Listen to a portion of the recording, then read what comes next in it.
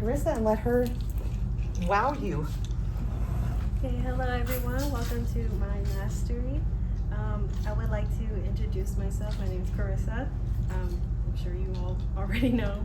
I would also like to introduce my panelist, Miss Martin. She was my U.S. history teacher last year. I invited her because I really admired her teaching style and just really enjoyed her class. And she has had such an impact on my educational experience here. So thank you so much for coming. I'm incredibly grateful you're here and took the time to come. My mom is also here. She's not my panelist, but she is here to support and watch. Thank you for coming. And Ms. Penn is also on my panel. Well, she'll be looking over my presentation as well. So before I get into the main topic of my mastery, I'd like to talk about my growth overall within the major and the work that I've done and accomplished over the past 2 years. I'd also like to explain kind of the dynamic of our classroom in this major, because it was such a big experience and such a new thing for me here at AAST. Our learning here is project-based, and in this class it means that we receive a prompt or a request from a made-up business to help build databases or anything that they need to help sort through inventory, how much product is being created or distributed, the demographics of those who are purchasing those products, and things along those lines for business decisions. With these projects, we had to form groups and work as a team to develop a product to meet the requests of that business. Because of this, we learned to rely on one another as sources, and instead of looking at the teacher for step-by-step instructions, which really helped us learn responsibility, independence, collaboration, communication, and how to be accountable for our own work that we do in the class. It wasn't because Ms. Penn was a bad teacher or she didn't want to teach us. It was to kind of help us learn how to be more independent and rely on the sources that we have around us. In the beginning, it was a very difficult learning curve for us to get adjusted to, because we were just so used to following and being told what to do constantly. That's just how our education system is set up to be. But we developed such a unique collaboration and dynamic within this classroom that allowed us not only to play to our strengths, but also to take chances and not be afraid to make mistakes when we're learning something new. And it also helped us just really identify who we are as people on teams and how to collaborate with one another. With this, I'm led to showing you the very first project that we did in our major. When I first started here, I was incredibly worried that I wouldn't be able to fit into the major, or that I wouldn't understand what was going on in the major or retain anything that I learned. And I had the assumption that I would have to do everything myself, like I always had, like doing group work all on my own when it's supposed to be for a group project. I, as well as the rest of my major, were incredibly new to the way that teaching worked in this major specifically. However, with this first project, it really showed me that that was not the case, and it soon changed my perspective. Soon enough, because of the dynamic that we had, we were able to learn to help each other, and that it was okay to make mistakes. With this project, we had to build a spreadsheet. I learned what a spreadsheet was. Build a spreadsheet that could calculate our GPA, which is our grade point average, just the average of our entire grades combined together. We had to apply our state standards of grading and the weight of each class, the weight that each class has, and calculate the overall grade that we would have. So we put the classes that we would have in school, they just generally named because it could be any class, their weights and the final grade that you received in that class, and then the grade point that was pulled from the spreadsheet of our state standards. With this, I learned how to use a function. I learned what a function was, and specifically I learned what a VLOOKUP function was, which basically allows you to connect information from one spreadsheet or one cell or one place in a spreadsheet to another part of the spreadsheet to connect them both. In this one we had to, this spreadsheet contained the grade standards so that the function could receive the grade points from the standards. And then we did a simple math problem of adding up all the the grade points and then calculating the average. This specific and in our majors here at this school, we learn 21st century skills is something that our school prioritizes itself in. They're just skills that help you determine if you're ready for working out into the workforce. I learned adaptability in this one because I had to adapt to a new learning environment and how I was going to work in the class. And I also learned technology operations and concepts, which is just the technology or software that you use to complete assignments. And this one was obviously learning how to use a spreadsheet, specifically in Excel. So one of the next projects that we did was DICOM images. DICOM standing for Digital Imaging Communications in Medicine. It's just the image format for medical images, which is like similar to JPEG or PNG. It's just the image file name for it. This is just specifically for medical images. We had to find a way to allow doctors and patients to access certain information within an organization without violating HIPAA regulations. HIPAA also standing for the Health Insurance Portability and Accountability Act, which just basically protects the privacy and security of a sensitive patient data or information. With this one, we decided to use a software called SharePoint, which just allows like any organization to have access to certain data that they put into it, and allows you to customize the permissions that you have for each person that's within the organization. This image here is from the patient's view. We were just sending the link out to the patient, and all they had access to was their personal information instead of having access to every single person's images or any sort of information. With this one, I learned my ethics, to learn how to follow ethics and what they were and how they apply in different situations in the data world. And again, I learned technology operations and concepts because I learned a new software, SharePoint.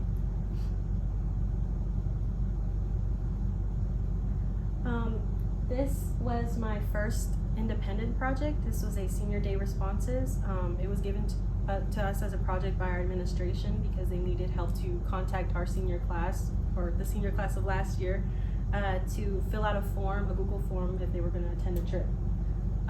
This is a spreadsheet of every senior, their first and last names, and they needed the names of every single person that had or that hadn't answered the Google form, and to build their email so they can email them and message them to fill out the form. With this project, I had to sort through the names and decide whether or not I had to include the middle name in part of their email, and cleaning up the data to make sure that it's as efficient as possible. This is something that's called data normalization, just cleaning up data and making sure that it's as clean as possible so it's quickest and more efficient to use. With this project, I learned a new function called concatenate. This one just basically connects two different cells or two different pieces of information together into one place. I needed that to connect both the first and last names of each student so I can build the rest of their email. This was just to speed up the process and not have to go hand by hand to build each single email, making it much more easier and quicker. And with this project, I learned some more 21st century skills, specifically problem solving, because I had to decide what the solution would be most efficient to sort through all of this data. It also included community involvement because it was a real life project that we had in the school of involving real people in real situations. And lastly, entrepreneurial spirit, because with this one, I really didn't have to look to my peers or to my teacher to tell me step by step what to do or what I needed to do next. I kind of took the lead on this one and kind of just researched it and figured it out on my own. This is like my most favorite project just because I got to choose what the topic was. I thought it was really funny.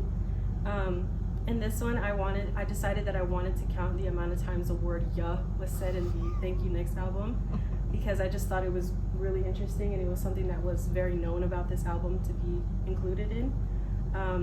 At first, I had to kind of figure out my process for collecting this data because when I would try looking it up or try finding data relating to this, it wouldn't include the things that I wanted or enough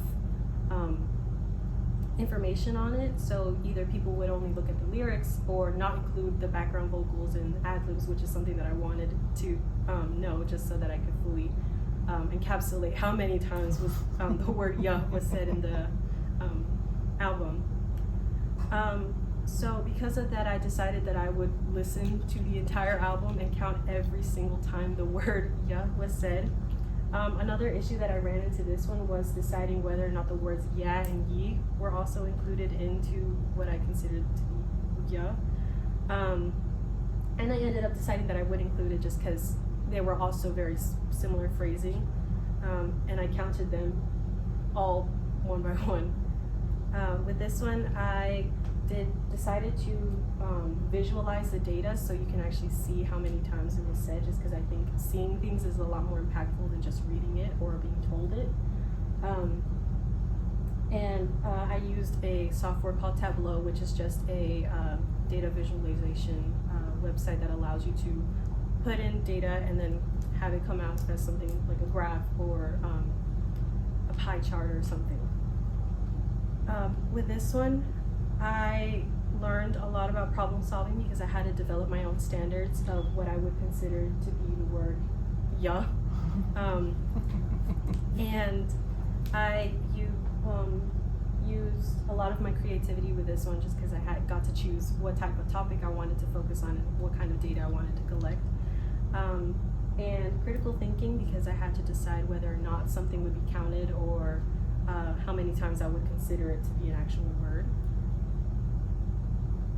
And lastly, this is our movie ticketing system. This was a website that a movie company wanted us to create to sell movie tickets online. With this project, we learned a little bit about PHP, HTML, and SQL, which are just programming languages for databases, which is basically how certain information is passed through one place to another. So like say like a database to the website. With this project, we weren't fully able to create the website because it was quite difficult to connect both to one another. But we learned a lot about how we worked with one another and our collaboration and our dynamic within the class, and learned how to communicate through issues that we may have had or any concerns that we felt, and that it was completely okay that we were all in different spots with our work and how we progressed. And with this one, I learned a lot about collaboration and teamwork. This was more group-based, and a lot of problem solving and communication to sort through any issues that we may have had throughout the project. This leads me to the main point of my senior mastery. I titled it "Teaching the Truth, the Impact of Educational Censorship." I first got here when I was first starting to figure out what kind of topic that I wanted to center my mastery on. And it was incredibly difficult for me to fully decide on one thing. I was very indecisive. I originally thought that I would create a business plan for a business that I want to own later on in the future. But I quickly realized that I didn't know what type of business I wanted that to be. So I ended up having to leave that idea behind. Now I know what it is, but I didn't know at the time, so I couldn't like really spend more time on trying to figure that out. And then I came to looking into my passions and the things that I valued, and thought that I could choose maybe a topic about surrounding music and food, because I really love music and I really love food. So I wanted to connect the two and find out what kind of correlation those two things have with one another and how they impact one another. I eventually ended up running into the same information. There was not much depth into the topic, and I knew that I couldn't focus a semester-long project on it just because there was such limited amount of reliable data and available data to support that topic.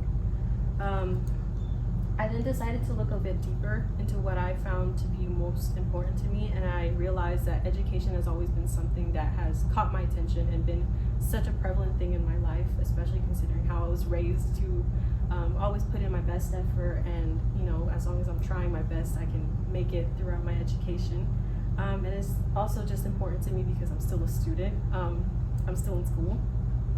So I chose education as my topic.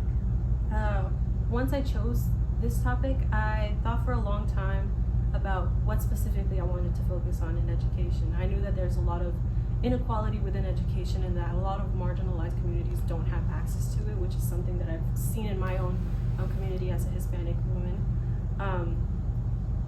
So I knew that there was something there that I wanted to focus on, but I still didn't know specifically what to choose. Because of the space that we created within our classroom, we often found ourselves discussing politics and whether it was our frustrations or our worries or even just updates about what was going on currently in the world.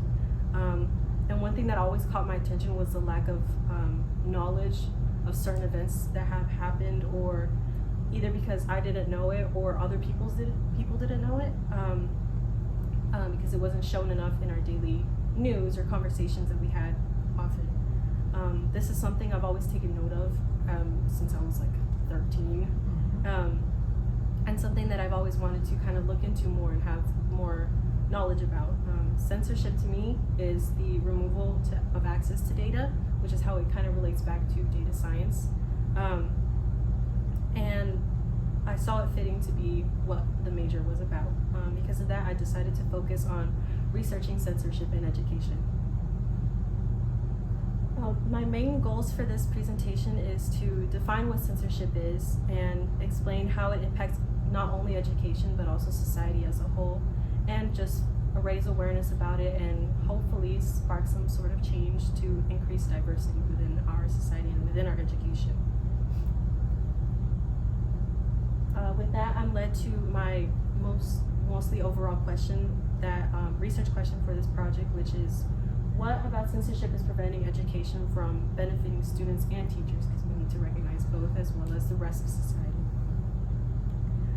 So first we have to define what censorship is.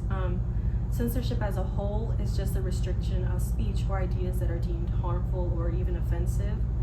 In education, we see that topics regarding race, gender, inequality, sexuality, things of that nature are beginning to be taken out of schools and be limited in discussion.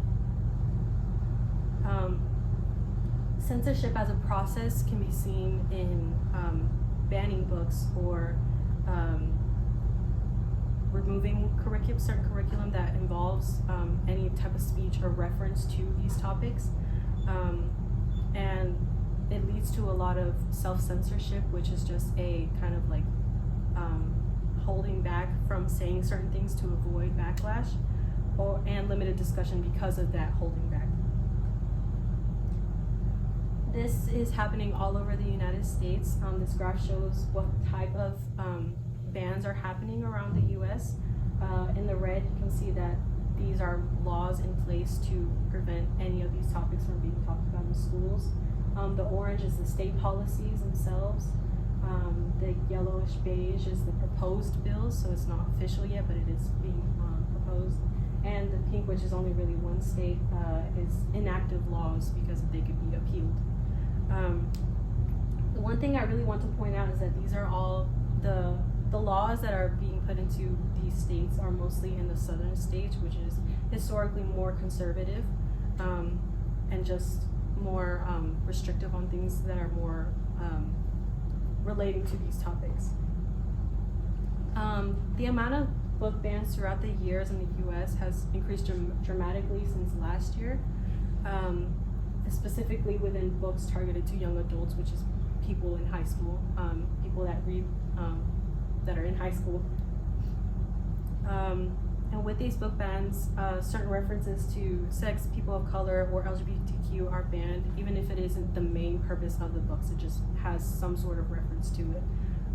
More than half of the books are addressing grief, topics like grief and death, or substance abuse, or sort of personal stories. There is a lot of topics relating to sex or sex-related topics, but we also have to remember that educators and librarians review all of these books and decide whether or not it's appropriate for students to read about, because they know that there's a better and a greater benefit to students reading these books. That is part of their expertise as educators. Something that can be seen that correlates to kind of the rise in the banning of these books is the recent rise of diverse topics within books that are regarding different races, sexualities, and backgrounds.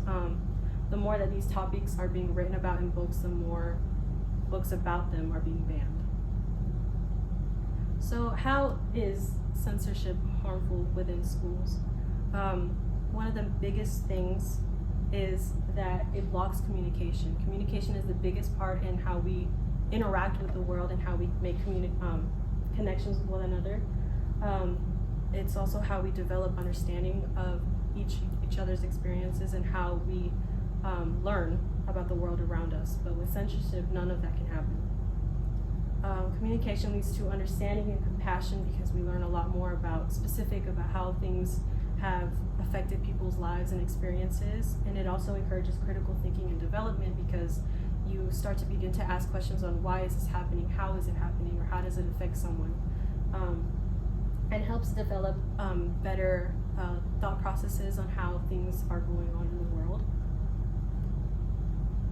The negative effects within censorship are not just only these, but they are including the erasure of important history. Excuse me. The erasure of important history in certain things like the civil rights movement or slavery in America.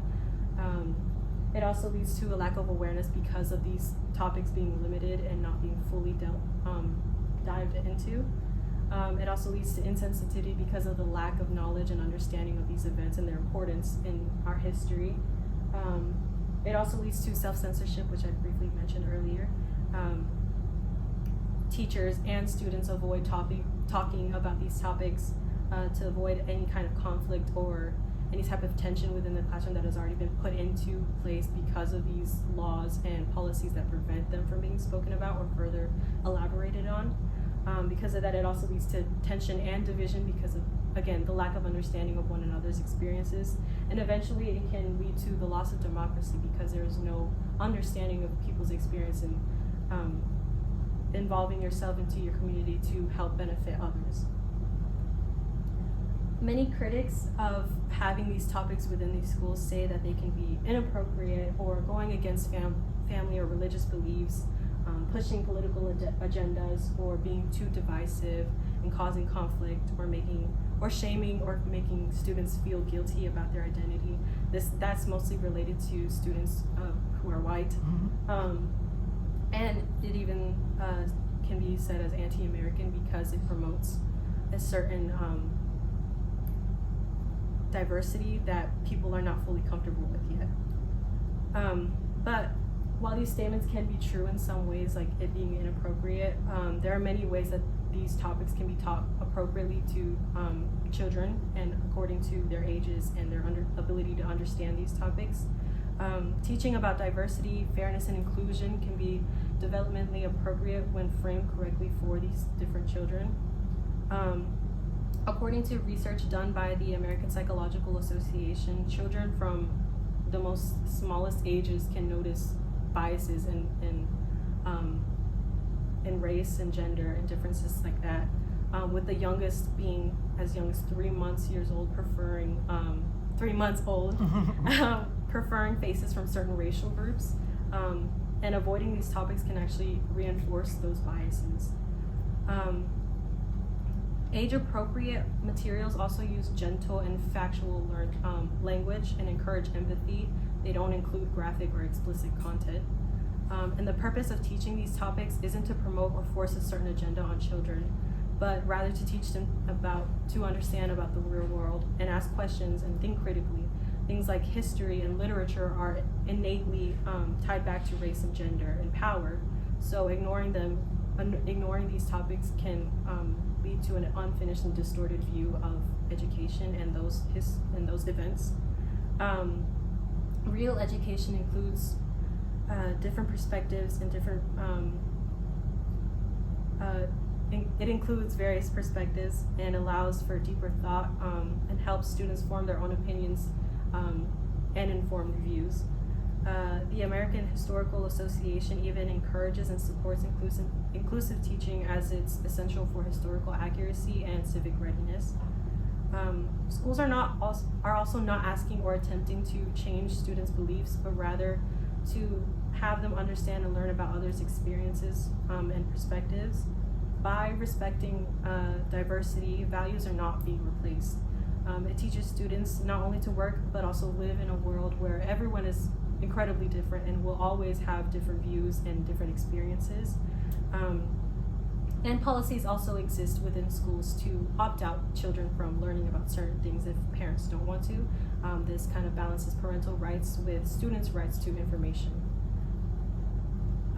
Quality curriculum also focuses on the systems and history of certain events. It doesn't focus on blaming individuals or blaming current students now, but it's to develop awareness and allow students to reflect on it rather than feel ashamed about it.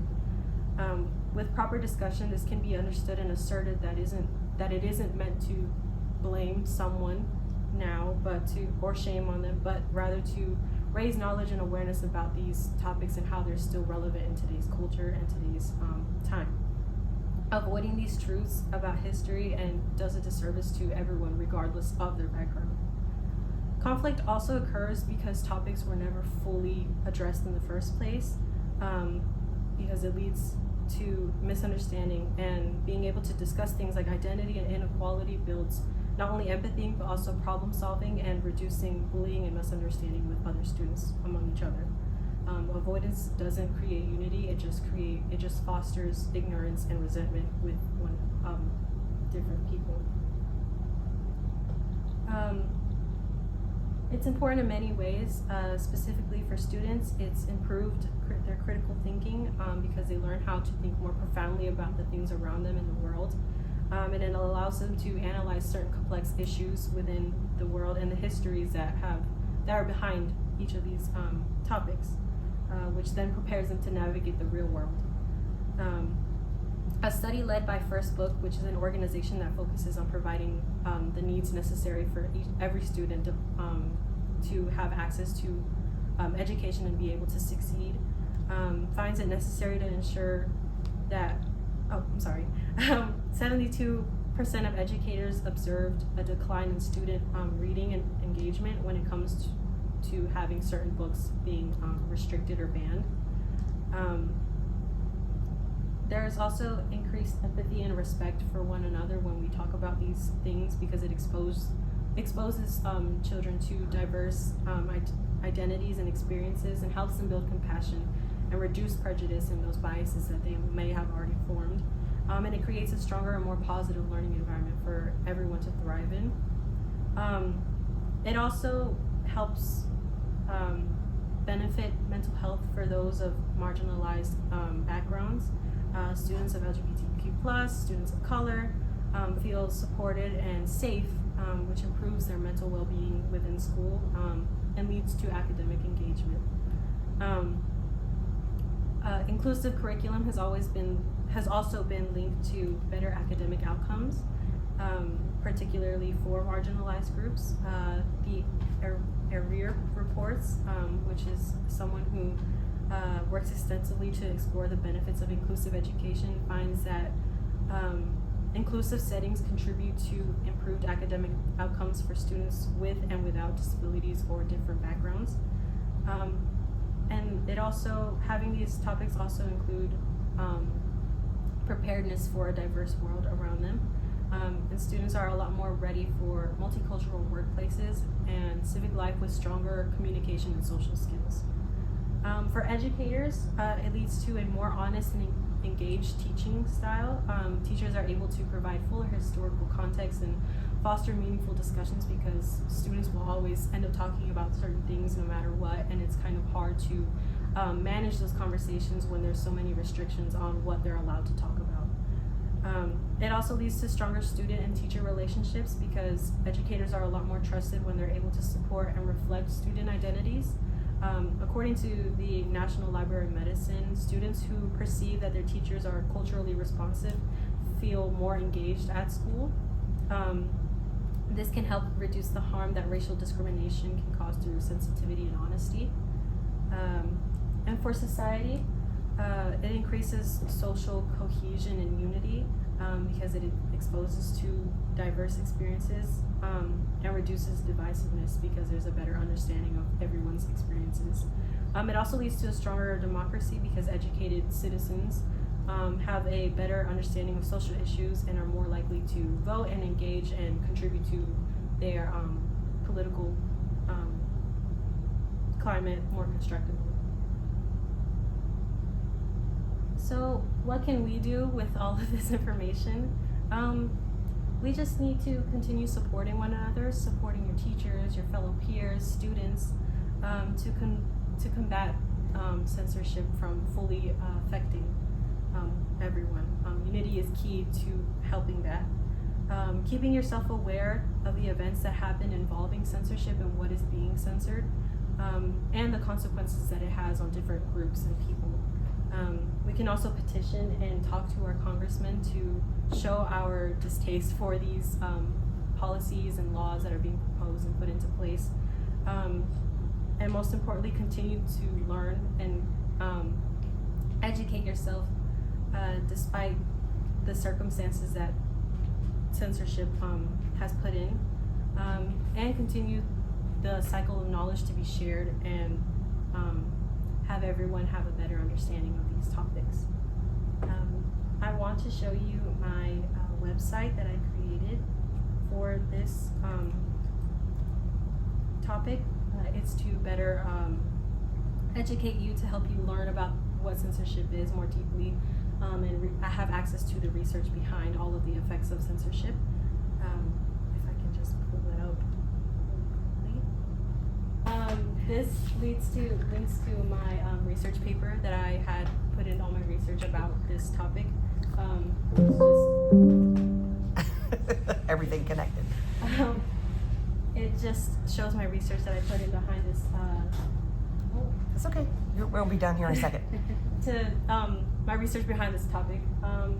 I didn't get to fully include all of the resources that I wanted to include into this website just because of a time limit.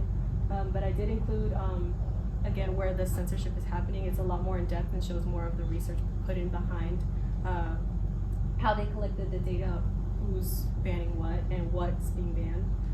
I also include a research study that was led by, I believe, First Book to show how censorship impacts students in schools. I also included what censorship is and how it kind of correlates to your First Amendment rights. Here you can also donate to help combat censorship within different areas.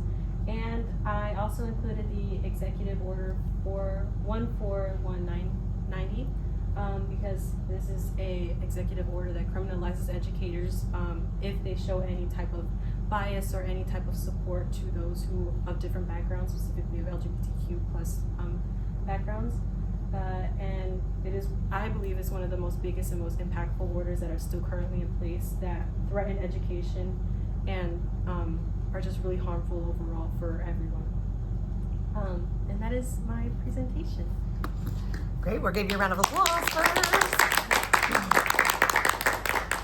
And first we will go to the panel for any questions or comments. We'll start with Ms. Martin.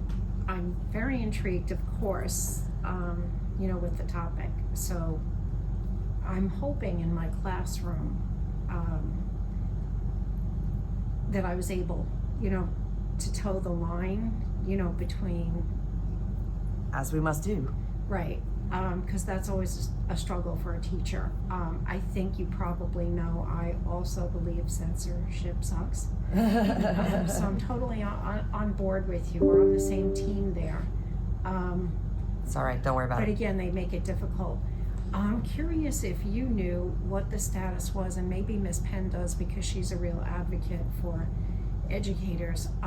There was discussion about putting cameras in classrooms, not to monitor students, but rather to monitor the teachers. Has that bill gained any No. traction? No, because it is prohibitively expensive. Like literally doing it is not a sustainable option. Okay. Not because someone thinks it's a bad idea, but because we can't afford it. Yeah, sadly but truly. So as far as, and you had like good suggestions, you know, you have to be a part of the conversation, right? You have to make it known that, you know, it's not something that we should accept. I think you know, right? I'm always encouraging kids. I can't tell you how to vote, right? But that's got to be something that you do. Have you contacted any legislators or? Not yet. I would love to, but I never gotten the full chance to. I know there's Okay. Resources out there that have like scripts. I'm not good with talking to people, but Ms. Penn actually helped us learn about like something that I forgot what it was called. 5 calls. 5 calls. Okay. I would love to use that soon to kind of talk about these issues that I have with the way that things are going. And another question would be, are you still not considering education as a I profession? am actually. If my computer didn't die. Oh, I'll fix that. Yeah, I was gonna say, there should be a charger right there. You keep talking, I will do this part. Okay. I was going to show my future plans.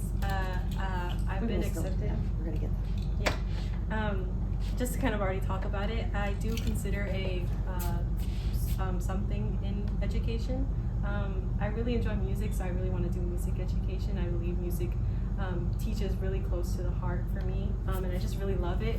So I would love to continue education, just not specifically for like subjects that are not considered the arts. So you want to be a music educator, Cameron. So, okay. Because again, we really need, you know, people that are open-minded and bright and caring. It's probably very dead. I have all these As we continue to grandkids talk. now that I need good teachers for, so I'm basically recruiting the best and brightest. So. Yeah. There you go. So while you head back to your presentation, oh, there you are. You want to finish up there? All right. Okay. So tell us this part. So I've been accepted into Coastal Carolina for their information systems major. So I'm continuing my education within the data science world. I do want to use this knowledge that I've already developed and will continue to develop to form my own business, to open a quinceañera shop. It's just dresses for quinceañeras. But I also am considering later on in life to pursue my education to become an educator, to major in music education, to continue my passion for music. So I really enjoy it, and as well as teaching it, I believe I can connect with a lot of people with that as well. And it kind of continues my passion for education and music. So, I'm so proud of you. Like, it's often when students arrive, you know, at the beginning, the quiet ones, you know, the ones who sort of sit back and observe, and I don't know about you, but I always like think about this day.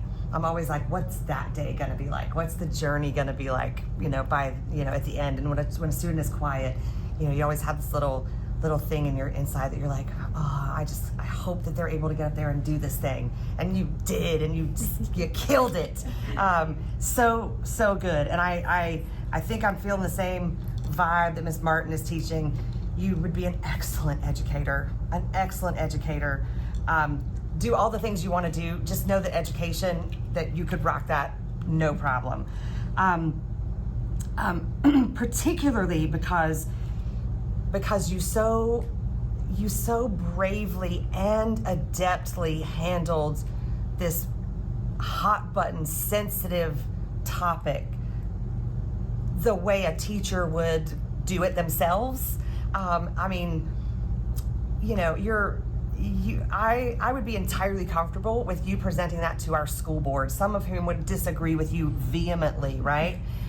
Because I think you did it so professionally and so with such sensitivity and grace. I got goosebumps just because I'm so proud of how you presented this information.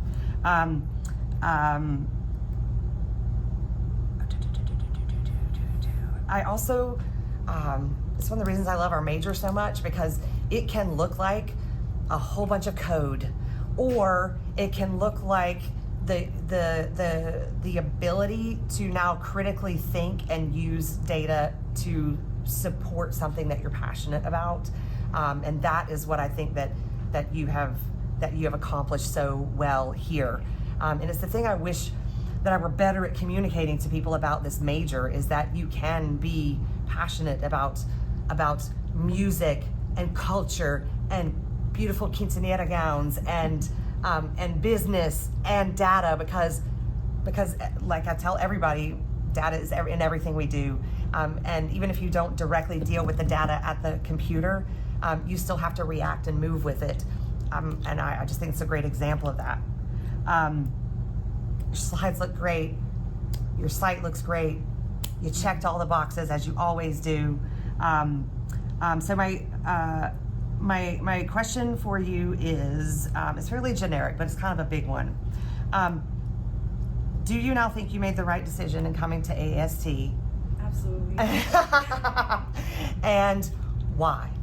I feel like it's a very open space that has allowed me to feel a lot safer in exploring myself and who I want to be, and really has given me a place in my education here. I feel like, not to throw shade at my own No, it's school, okay. but it's very easy to be overlooked in a lot of the bigger schools too, just because there's a lot of people and everyone's doing different things and very different.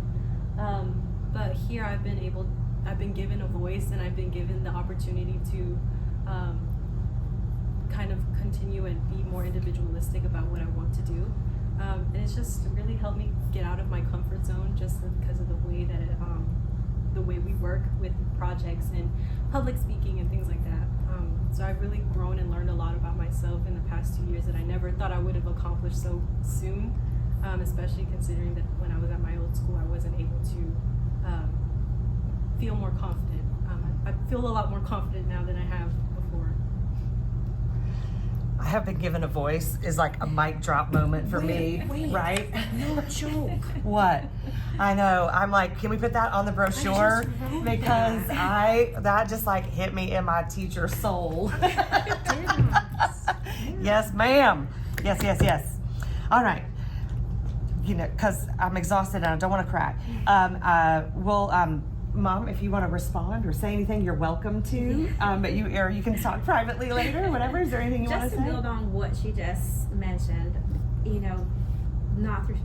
I will throw shade. Sure. At the school, because I was a student there, and my experience, I did get overlooked. Mm-hmm. And, just seeing her come here, I was very worried. I even considered homeschool. I said, if this is not, she didn't know about it. Mm-hmm. I said, if this does not work out for her, I'm going to pull her out. Mm-hmm. That's not, they failed me. Mm-hmm. And by the grace of God, I was able to finish my education and continue and if I would have stayed there, I would have not graduated high school. I would have not gone for my bachelor's. I would have not gotten to the place I am now. Mm-hmm. So I do speak on that. This school really has been a blessing. I've seen her grow into this beautiful person that we were just so scared that she was not going to come out of that shell, not show that confidence that we know she can give so much and do so much, and you guys really have helped her, and I am so thankful for AST. It has really made a difference in all of our lives at home and in her life. We've just seen her just grow and just have that confidence, knowing that she has a school that backs her up, that has she has those teachers that she can rely on to support her whatever she desires for the future. So I am very, very thankful for AST as well. Well, we're thankful that you pushed her to come here. So we also go to your classmates and friends. You have an opportunity to respond, give feedback, ask a question. Cameron. So I know you want to go into the business world, but one day if you do want to pursue music education while I'm a music educator, find me and I will connect you with whatever resources I do have in the future so that you can go into education, because you should be in education. That's all right. Education comes around, and I tried for 15 years not to be a teacher. It's like my Here I am. third career. Yeah. So Yeah, it came and grabbed me you know, by the scruff of the neck and drug me in too. So that's okay. I think that's okay to go out and like try everything, because if you are meant to be a teacher, meaning you have everything that would easily make you a great educator, you can walk into it at any moment, I think. Yes. Anyone else? You wanna? It's just a comment, but I think this is my first mastery outside of my own major. Yeah. But like I love seeing like just the vast like different like topics and like the way you can integrate like informatics. I didn't know much about informatics before this, but I love seeing just like the different like topics and like just bring different perspectives onto like education in itself. You did a great job. Thank you. Anybody else? Michaela, you cannot be silent. Why? Because I'm never silent? Exactly. Okay. If you've left Michaela speechless, we should all run away.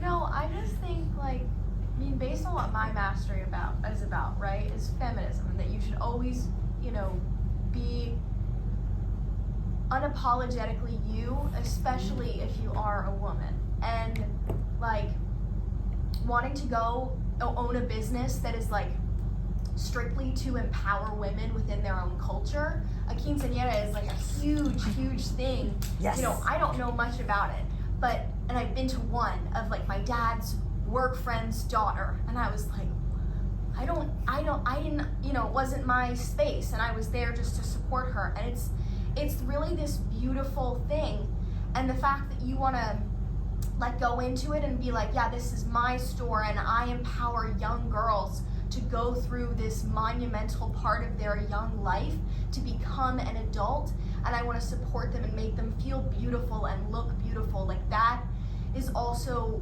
in itself so beautiful, and it's hard to like recognize that that is a very like woman empowering movement, to own your own like store, to empower these girls. It's like, it's so awesome. And you know, going into music education is another way to empower young girls. Every young girl, I feel, has experienced the I want to be a pop star, right? And it's like, if you can uplift those little girls to like do that, or like feel a way where they could go on Broadway or something like that is so amazing. And like the way that you presented this project is so perfectly like feminist, and it's beautiful. Like you can't knock feminism out of your path. It's always there because that's who you are, and you can't let the fact that you're a woman go. Like, it's a part of you, and it's so awesome. It seems like to me that no matter which way you go in life, some way or another, you are an educator. You see why I love teaching this class?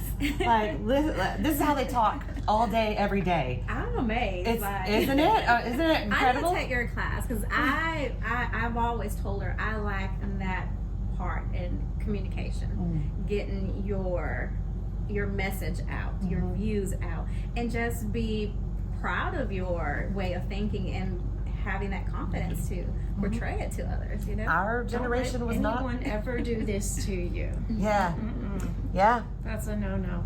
I'm actually a little bit surprised, I'll be honest with you. When I got your email, I thought to myself, Carissa, but she was always so quiet. Yeah. You know, in class that I thought, you know, and your email was so lovely, and she said, you know, your class and was inspirational, and I thought, was it? Because you were quiet, you know, and I felt like there were times, and I mean, I'm saying as like the Beta Club person with the talent show, it was like I would count on, you know, the Academy Choir. I'm like, what am I going to do when she's not there? You know, but I'm so proud that you took those opportunities to actually, you know, own who you are and, you know, what you want to do.